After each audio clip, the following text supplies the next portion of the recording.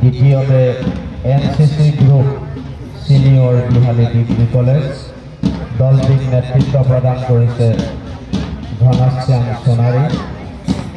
NCC group junior Bihali degree college দলটিক নেতৃত্ব প্রদান করেছে Samir Ali.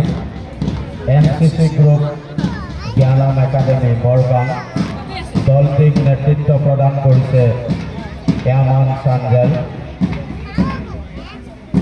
Rhino defence academy দল বকার PMC Borgam higher secondary school দলটিক নেতৃত্ব প্রদান করেছে গিয়াসুদ্দিন আলম।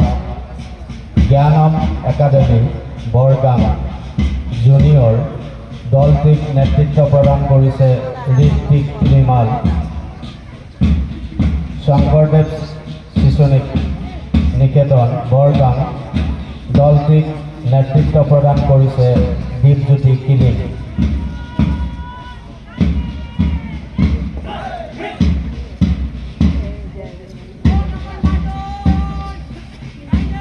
এয়া সন্মুখত district executive force Assam police Bihali.